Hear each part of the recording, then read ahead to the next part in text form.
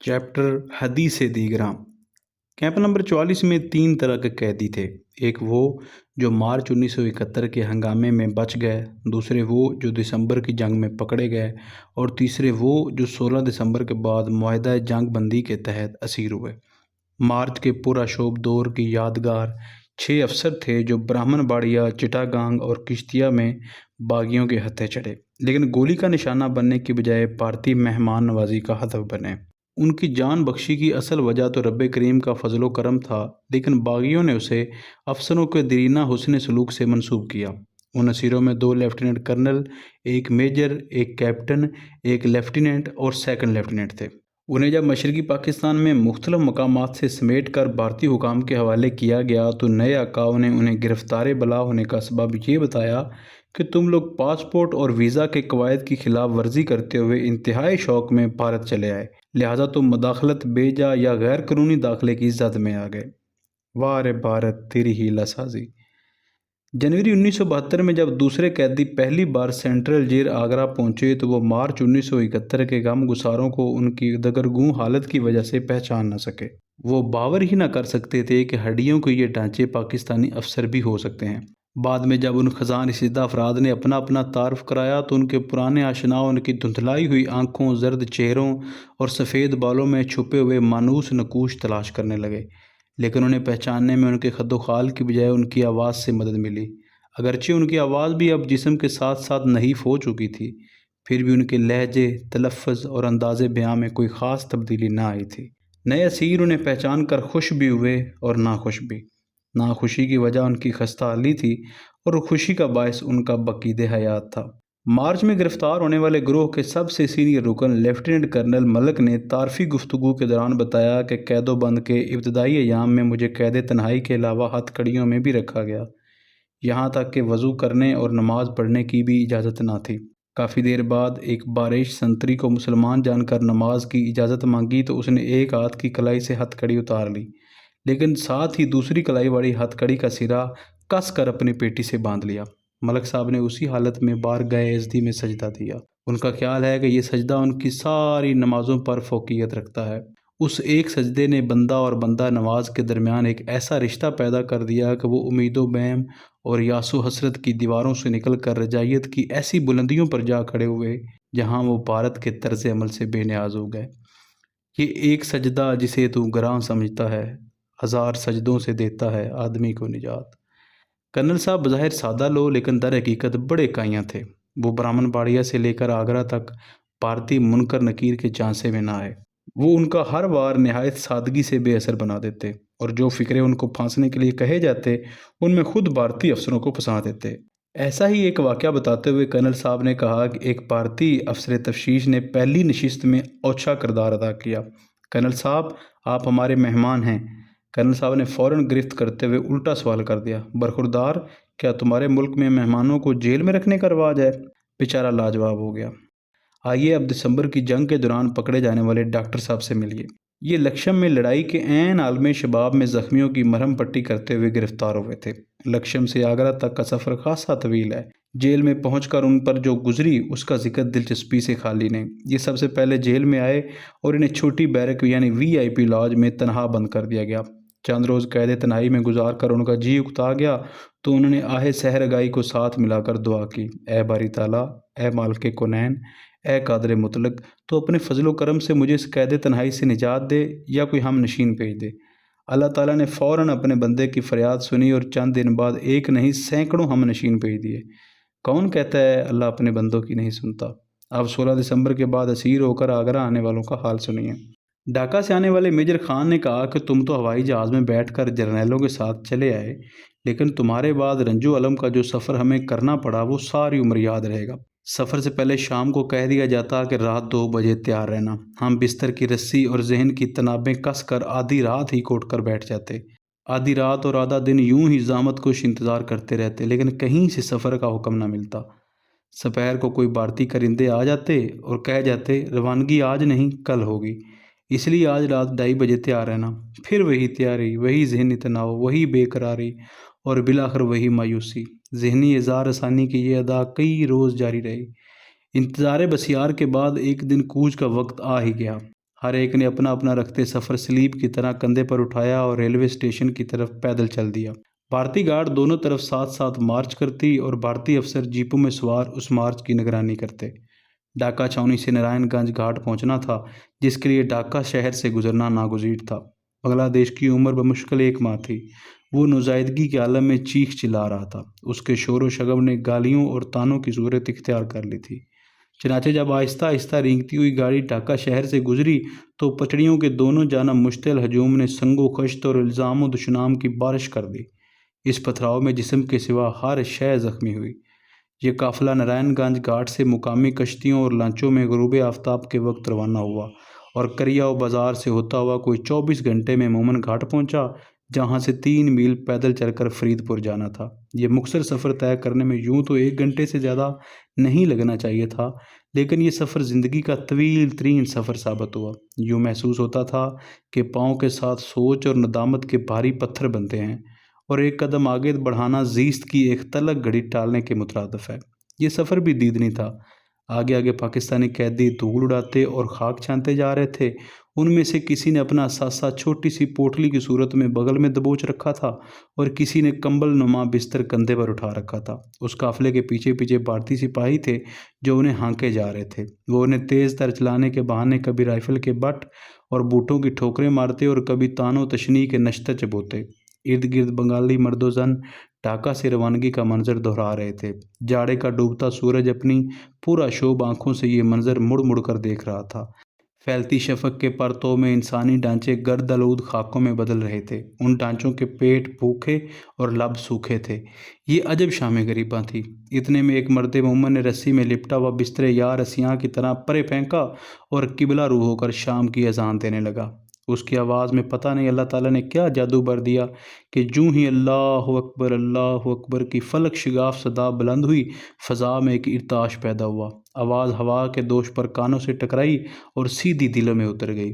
فضا تھرتھرانے لگی اور سننے والوں کے دل ہلنے لگے۔ یہ دیکھتے ہی دیکھتے یہ نعرہ حق باطل کی تمام آوازوں پر چھا گیا۔ پانی نہ ملنے کی وجہ سے لوگ تیمم کر کے امام صاحب کے پیچھے صف بستہ ہو گئے۔ بے ہنگم ہجوم نے ایک منظم جماعت کی صورت اختیار کر لی اور امام صاحب نے نہایت خضوع و خشوع سے قرات شروع کی۔ شام کے سناٹے میں یہ آواز بجلی کی لہروں کی طرح پھیلتی چلی گئی۔ ہندو ششدر کھڑے تھے۔ بنگالی ایک ایک کر کے سرکنے لگے اور جب با جماعت نمازیوں نے سلام پھیرا تو گرد و پیش سے ذلت کے بادل چھٹ چکے تھے۔ بےہودہ نعرہ بازی دم توڑ چکی تھی۔ فضا خاموش تھی اور نمازیوں کے پرتلاطم دلوں میں ایک صبر، ایک تشکر، ایک ٹھہراؤ اور ایک سکون آ چکا تھا۔ فرید پور ریلوے اسٹیشن پر گاڑی میں سوار ہونے سے پہلے 3 روز کے زادِ راہ کے طور پر کچی پکی روٹیاں بوریوں میں بند کر کے اور ابلی ہوئی پتلی دال بالٹیوں میں ڈال کر مسافروں کے حوالے کر دی گئی۔ گاڑی کے ڈبے غلیظ اور اس کے محافظوں کی زبان غلیظ تر تھی۔ ایک صاحب نے اس گندگی اور بد نظمی پر دبی زبان میں تبصرہ کیا کہ ایک تو سردار جی بولے، تسی کے گلاں کردے ہو؟ آپاں تھانوں ککڑاں طرح ڈبے وچ پا کے انڈیا پہنچا دینا ہے، تسی ذرا دیکھو تے۔ اور واقعی جب گاڑی چلی تو اس کی کھڑکیوں اور دروازوں کو بند کر کے ڈربہ بنا دیا گیا۔ ان نیم تاریک ڈربوں میں قیدی اپنے اپنے نئے قفس کی طرف روانہ ہوئے۔ ابھی 8 پیر گزرنے نہ پائے تھے کہ دال چپاتیاں بدبو چھوڑ گئیں۔ انہیں کھانا تو درکنار ڈبے میں ان کی موجودگی ناقابل برداشت ہو گئی، لیکن راہ فرار کوئی نہ تھی۔ قہر درویش بر جانے درویش، سفر جاری رہا۔ وپنا سے آنے والے میجر جنجوا نے بتایا کہ ایک ایسے ہی ذلت آمیز سفر پر روانہ ہونے سے چند روز پہلے ان کا ایک نوجوان وپنا کے عارضی کیمپ سے بھاگ نکلا۔ اس کا خیال تھا کہ دھرتی کا سینہ تنگ نہیں، یہیں کہیں روپوش ہو جاؤں گا، لیکن تھوڑی دور ہی 2 دیہاتیوں کے ہتھے چڑھ گیا۔ خلاف توقع انہوں نے اسے بوٹی بوٹی کرنے کی بجائے بھارتی افسروں کے حوالے کر دیا۔ انہوں نے مکتی بانی کے چند آزادی پسند جیلوں کو بلا کر کہا، اسے ادھر سے لے جاؤ اور بھاگنے کا مزہ چکھاؤ۔ اگلے روز جب اس مفروض کو واپس کیمپ میں لایا گیا تو وہ نیم بے ہوش تھا۔ اس کے جسم کے مختلف حصوں سے خون رس رہا تھا اور جہاں جہاں سے خون رس نہ سکا وہیں جم کر نیلا ہو گیا۔ اس کے بازو ٹوٹ چکے تھے اور ناخن انگلیوں سے نوچ لیے گئے تھے۔ کون کہتا ہے کہ ناخن سے گوشت جدا نہیں ہوتا؟ باقی ساتھی اس نیم مردہ مجاہد کو اپنے ساتھ لے کر بھارت روانہ ہو گئے۔ وپنا سے روانگی کا منظر ڈھاکا والے منظر سے ملتا جلتا تھا۔ دھرما نگر کے راستے کومیلا سے آنے والے کیپٹن شیخ کا کہنا ہے کہ راستے میں ان کی ٹرین کے 2500 مسافروں کو خشک راشن دیا گیا تاکہ وہ بوقت ضرورت پکا سکیں۔ پہلے تو اس دور اندیشی کی داد دینے کو جی چاہا، لیکن جب گاڑی چل پڑی اور چلتی رہی تو خیال آیا کہ چلتی گاڑی میں کھانا پکا کر کھانا کیا مانی؟ کیا ہمیں بچے سمجھ کر خشک راشن کا کھلونا دے کر بہلایا گیا ہے؟ آخر 48 گھنٹے بعد ایک ویران سی جگہ پر گاڑی رکی اور 2 گھنٹہ کے اندر اندر کام و دہن کی خدمت میں فارغ ہونے کا حکم صادر ہوا۔ 2500 آدمیوں کے لیے کھانا پکانا اور تقسیم کرنا فقط 2 گھنٹے میں۔ اس کرم سے بہتر تھا کہ کرم نہ کرتے۔ کھانا پکانے کے لیے یونٹوں کے باورچی ساتھ تھے اور ان میں سے بعض دور اندیش باورچی اپنے دیگچے بھی اٹھا لائے تھے، کیونکہ ان کے پاس ساتھ لانے کو اور کچھ نہ تھا۔ لیکن اصل مسئلہ دال ابالنے کا نہیں بلکہ چپاتیاں پکانے کا تھا، کیونکہ لوہے کے توے یا تنور وغیرہ کا نام و نشان نہ تھا۔ بھارت کی طرف سے اس کام کے لیے ایک نالی دار چادر مہیا کی گئی جس پر چپاتیاں پکانے کی کوشش کی گئی۔ آٹے کا جو حصہ چادر کے گرم بل پر پڑتا فوراً جل جاتا اور جو کم گرم پر پڑتا کچا رہ جاتا۔ روٹی اتارنے سے پہلے ہی خام اور پختہ حصوں میں بٹ جاتی۔ بھلا کچے اور پکے کا کیا میل؟ جس کسی کے جو حصہ ہاتھ آیا اس نے منہ میں ڈالا، نلکے سے منہ لگایا اور پانی کی دھار کی مدد سے اسے حلق سے نیچے اتار دیا۔ یوں ڈنر 2 گھنٹے میں تمام ہوا۔ فینی سے آنے والے لیفٹیننٹ چودھری نے بتایا کہ وہ جتنے دن تلیا مور اگرتلہ کے عارضی کیمپ میں رہے، سخت قحط سالی اور بدحالی کا شکار رہے۔ الگ الگ کیج میں افسروں اور جوانوں کو ایک ایک چپاتی فی کس دی جاتی۔ اکثر اس شرح سے بھی روٹیاں پوری نہ ہوتیں اور آخری آدمی محروم رہ جاتے۔ کسی کے ہاتھ چپاتی آتی اور کسی کے ہاتھ فقط کنات کا دامن۔ کئی ہمدرد لوگوں نے دونوں ہاتھوں سے روٹی موڑ کر 2 حصوں میں تقسیم کی اور ہاتھ لمبا کر کے آدھا حصہ باڑ کے پار دوسرے ہم وطنوں کو دے دیا اور خود آدھی روٹی پر اکتفا کیا۔ ایسے میں نان جمعے کا یہ ٹکڑا دولت کے جمع غفیر سے بڑھ کر تھا۔ رنگپور کی طرف سے آنے والے کیپٹن سید نے بتایا کہ مشرقی پاکستان سے منتقلی کے وقت اس کے دل میں آئی کہ کیوں نہ اسیری کے بندھن مضبوط طرح ہونے سے پہلے ہی کوشش فرار کی جائے۔ اس نے ہمت باندھی اور بھاگ نکلا۔ ساتھی سمجھے لو چند دنوں میں پاکستان پہنچ جائے گا، لیکن قسمت کا مارا بھارت کے وسیع پیٹ کی انتڑیوں میں الجھ کر رہ گیا۔ وہ پکڑا گیا۔ اس کو جو سزا ملی اس کی مختصر رویداد خود انہی کی زبانی سنیے۔ مجھے پہلے تو خوب زد و کوب کیا گیا، لیکن کئی روز قید تنہائی میں رکھا گیا اور کھانے پینے کو کچھ نہ دیا گیا۔ بھاگنے کی ناکام کوشش کے بعد یہ سب کچھ متوقع تھا، لیکن جب سرے بازار رسوا کیا گیا تو میرے صبر کا پیمانہ لبریز ہو گیا۔ میرے کپڑے اتروا کر منہ کالا کر دیا گیا اور ہتھ کڑیاں اور بیڑیاں پہنا کر شہر کے بارونق بازاروں میں پیدل پھرایا گیا۔ سرکاری طور پر رائفلوں کے کندوں اور سنگینوں کی نوک سے توازے کی گئی اور شہریوں کی طرف سے گالی گلوچ کے ساتھ بازاری غلاظت مجھ پر پھینکی گئی۔ یا خدا، گناہ گار ہوں، کافر تو نہیں ہوں؟ کیا جنیوا کنونشن میں ناکام مفرور کی یہی سزا ہے؟ جیسور سے آنے والے میجر آغا نے بتایا کہ جب وہ آگرہ اسٹیشن پر اترے تو وہاں ایک بڑا ہجوم نظر آیا، لیکن یہ ہجوم بنگلہ دیش کے ہجوم سے قطعی مختلف تھا۔ یہاں لوگ دیکھتے زیادہ اور بولتے کم تھے۔ اپنے ہم وطنوں پر اپنی برتری کی داغ بٹھانے کے لیے لیفٹیننٹ کرنل گنپتی نے سب پاکستانی افسروں اور جوانوں کو پلیٹ فارم پر کھڑا کر کے گالیاں دینی شروع کر دیں۔ پھر حکم دیا کہ پلیٹ فارم پر بیٹھ جاؤ اور سر کو جھکائے رکھو، گویا اس ملک کی رسم ہے کہ کوئی مسلمان سر اٹھا کے نہ چلے۔ لیکن جنہوں نے سر جھکانے کی بجائے سر کٹوانے کی تربیت لی ہو، وہ ایسے احکام کی تعمیل کیسے کرتے؟ ان کی حکم عدولی سے گنپتی اپنی گن سے لبریز ہو کر کتے کی دم کی طرح تیز تیز چلانے لگا، کیونکہ اسے پتا تھا کہ مسلح گارڈ کی موجودگی میں کوئی بھی آگے بڑھ کر اس کی زبان نہیں کھینچ سکے گا۔ اس نے چنگھاڑتے ہوئے کہا، تم نے بنگلہ دیش میں غیر انسانی مظالم اٹھائے ہیں، اس کے بعد تم کسی انسانی سلوک کے مستحق نہیں رہے۔ نیچے دیکھو ایم کو، نیچے دیکھو تم۔ ذلت و رسوائی کی مختلف منزلوں سے گزرنے والوں سے میں نے پوچھا، کہیں بھارت کے عام مسلمانوں کا رد عمل بھی دیکھنے میں آیا؟ ایک نے جواب دیا، ہاں، جب ہم یوپی کے ایک غیر معروف اسٹیشن پر رکے تو چند مسلمان ملے، محبود، ششدر، چند ایک آبدیدہ۔ ایک نے موقع پا کر کہا، پہلے جب بھی ہم پر فرقہ وارانہ فسادات کے بہانے ستم ڈھائے جاتے تھے، ہماری نگاہیں پاکستان کی جانب اٹھتی تھیں اور ہم سمجھتے تھے کہ مضبوط پاکستان کی بغل میں رہ کر بھارت کو مسلمانوں کی نسل کشی کی ہمت نہیں پڑے گی۔ لیکن اب بھی ہم پاکستان کی طرف ہی دیکھتے ہیں، اور کہاں دیکھیں۔ اللہ تعالیٰ آپ کو مضبوط اور طاقتور بنائے۔ میرے اس جملہ متضع کے بعد میجر آغا نے اپنی بات کو اختتام تک پہنچاتے ہوئے کہا کہ جب ہم آگرہ اسٹیشن سے جیل پہنچے تو ہمیں ڈھور ڈنگروں کی طرح خالی بیرکوں میں بند کر دیا گیا، جہاں نہ بستر تھا، نہ چارپائی، نہ کمبل تھا، نہ رضائی، نہ کھانا تھا، نہ پانی۔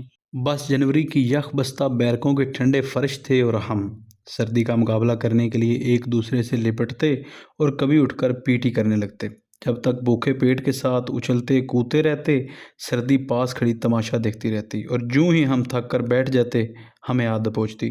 میجر راجہ جو دوسرے اسیروں کے ساتھ اولین قافلے میں جیل پہنچے تھے، ان کا کہنا تھا کہ شروع میں جیل میں کھانا تقسیم کرنے کا انتظار نہایت ہی تک امیز تھا۔ رواج یہ تھا کہ بھارتی عملہ بالٹی میں دال اور ٹوکرے میں روٹیاں لدوا کر کیج کے دروازے پر لے آتا۔ ہر افسر کیج کے اندر سے اپنا میس ٹین آگے کرتا اور جو کچھ اس میں نازل ہوتا بصد شکر قبول کر کے واپس اپنی جگہ پر آ کر کھانے لگتا۔ جو دروازے پر دیر سے پہنچتے اس نعمت سے محروم رہتے۔ 118 افسروں کے اس کیمپ میں بے شمار داستانیں تھیں۔ داستانیں کیا تھیں؟ زخمی جگر تھے جو اب کچھ مندمل ہونے لگے تھے۔ ان میں سے سب کو کرید کر زخموں کے منہ کھولنا مناسب نہ تھا۔ بس انہی دو چار لوگوں کی زبانی مشرقی پاکستان سے سینٹرل جیل آگرہ تک کے سفر کا حال سن کر اندازہ کر لیا کہ اس راہ میں جو سب پر گزرتی ہے وہ گزری، تنہا پس زنداں کبھی رسوا سرے بازار۔ سینٹرل جیل دارالعمرہ میں جن عجائبات نے سب سے پہلے دامن کھینچا ان میں سے ایک یہ بھی تھا کہ یہاں لوگ بلیڈوں کی نایابی کا رونا رونے کے ساتھ ساتھ ہر ہفتے شیو بھی بنا لیتے اور صابن ناپید ہونے کے باوجود دوسرے چوتھے روز نہا بھی لیتے تھے۔ بلکہ ایک صاحب نے تو عیاشی کی حد کر دی، وہ سرکاری دری پر تکیہ لگائے محو استراحت تھے۔ غضب خدا کا، ہمیں مچھروں سے مدافعت کی خاطر اوڑھنے کو چادر نہیں ملتی، یہ تکیہ لگائے تھے۔ ان سے یہ خصوصی رعایت کیوں؟ ہمارے دل میں کچھ شک اور کچھ حسد کے جذبات ابلنے لگے۔ ذہن فارغ تھا، ہم نے فوراً اسے تفتیش پر لگا دیا۔ نتیجہ یہ نکلا کہ مصوف کی استراحت کا سرچشمہ بھارتی فیاضی نہیں بلکہ اس کے اپنے ذہن کی زرخیزی ہے۔ اس نے فالتو دریاں اور کپڑے سرکاری تولیے میں سی کر سرہانہ بنا لیا تھا۔ چلو بری کیا، لیکن اس نے سوئی دھاگا کہاں سے لیا؟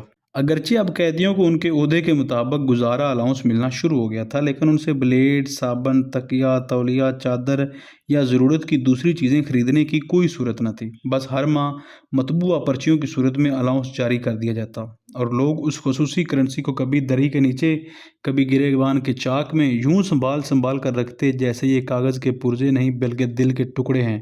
ان کے استعمال میں بھی اسی کفایت شہری و احتیاط سے کام لیتے۔ وہی افسر جو عام حالات میں 10-15 روپے کسی دوست کی تواضع پر صرف کر دینا روز کا معمول سمجھتے تھے، اب ایک ایک روپے بلکہ ایک ایک پیسے کا حساب رکھتے۔ ان افسروں کے دل تو اب بھی بڑے تھے، لیکن ان کی ماہوار آمدنی سکڑ کر ان کے اصل مشاہرہ کا صرف 10% رہ گئی تھی۔ قلت ہر شے کی قدر بڑھا دیتی ہے۔ کچھ عرصہ بعد کینٹین اور ٹھیکیدار کا بندوبست ہو گیا اور اس کی وساست سے بازار سے چیزیں آنے لگیں۔ اس خصوصی اہتمام کا احساس مجھے ایک روز کھانے کی چٹائی پر ہوا، جہاں پیاز کے چھلکے سلاد کے روپ میں سبزی کی ہمسری کر رہے تھے۔ ہائیں، یہ فالتو پیاز کہاں سے آ گئے؟ کیا گانٹھ کے پکے بھارت نے فالتو ایشو کر دیے؟ پتہ چلا کہ یہ جن سے نایاب صاحب ثروت لوگوں نے اپنے قیمتی کوپن خرچ کر کے مہنگے داموں خریدی ہے۔ کلکتہ گروپ کی جیبیں ابھی خالی تھیں، چنانچہ صاحب استطاعت قیدیوں میں سے ایک نے پیاز کے چند چھلکے مجھ جیسے غریب الدیار کو بھی پیش کیے۔ میں نے بار احسان سر جھکاتے ہوئے یہ تحفہ قبول کر لیا۔ اسیری میں پہلی بات سلاد کھایا، مزہ آ گیا۔ کہتے ہیں پیاز ویسے بھی مکوی قلب ہوتا ہے۔ کھانے کی فرشی نشست پر ہر کوئی خود کفیل ہوتا، یعنی کوئی کسی سے پلیٹ، مگ، چمچ یا کوئی اور چیز مانگنے یا مستعار دینے کی توفیق نہ رکھتا تھا، لیکن پھر بھی اکٹھے مل بیٹھنے سے ایک یگانگت کا رشتہ پیدا ہو چلا تھا۔ میرے ساتھ بیٹھنے والے میجر سمیع اکثر میرا خیال رکھتے، مثلاً تانبے کے گلاس میں پانی کم ہو جاتا تو مٹکے سے اسے بھر دیتے۔ اکثر انہیں کوئی پیاز کے 2 چھلکے پیش کرتا تو ایک مجھے دے دیتے۔ وقت گزرنے کے ساتھ ساتھ جب ان کے وسائل بڑھتے گئے تو ان کی عنایات بھی بے حساب ہوتی گئیں۔ میرے، میجر سمیع اور دوسرے 2 افسروں کے لیے جو اردلی مقرر تھا اس کا نام کاظمی تھا۔ وہ لاہور کا رہنے والا تھا اور میٹرک تک پڑھا ہوا تھا۔ لنگر سے مقررہ مقدار سے زیادہ سبزی ڈلوانا، دال پر ذرا سی تری چھڑکوانا اور شدید ایمرجنسی میں ایک آدھ چپاتی مہیا کر دینا کامیاب اردلی کی نشانیاں تھیں۔ کاظمی ان سب خوبیوں سے مزین تھا۔ جب تک لنگر کے وسائل ساتھ دیتے کاظمی ہمارے مطالبات پورے کرتا رہتا۔ البتہ کبھی کبھی اس کا دست رسا خالی بھی آ جاتا، کیونکہ جب کنواں ہی خشک ہو جائے تو بہشتی کا کیا قصور۔ کھانے پر کاظمی اور میجر سمیع کے مکالمے شیدنی ہوتے۔ میجر سمیع خالص افسرانہ روب کے ساتھ انگریزی لہجے میں کاظمی کو لنگر سے بلاتے۔ کاظمی، یس سر، وہ دور سے جواب دیتا۔ Come here, coming sir, hurry up, all right sir. اتنے میں کاظمی ہانپتا ہوا سامنے آ کھڑا آتا۔ سمیع صاحب فوراً لہجے میں یہ گانت کا رس گھول کر کہتے، یار تھوڑی سی دال تو لا دو۔ وہ سراپا انکسار بن کر جواب دیتا، سر دال تو ختم ہو گئی، دیچکا بھی 2 ڈالا۔ سمیع پھر افسرانہ شان بحال کر کے انگریزی پر اتراتے، never mind, you can go. Major Sami تقریباً ہر کھانے کے دوران مزید چپاتی، دال یا سبزی کا مطالبہ کرتے۔ بعض کوتاہ اندیش سمجھتے کہ شاید کھانا ان کی کمزوری ہے، لیکن مجھ جیسے رازدان جانتے تھے کہ میجر سمیع کے اس رویے کے پیچھے ایک ایسا فلسفہ کار فرما ہے جو پاکستان سے محبت رکھنے والا شخص ہی دیار غیر میں اپنا سکتا ہے۔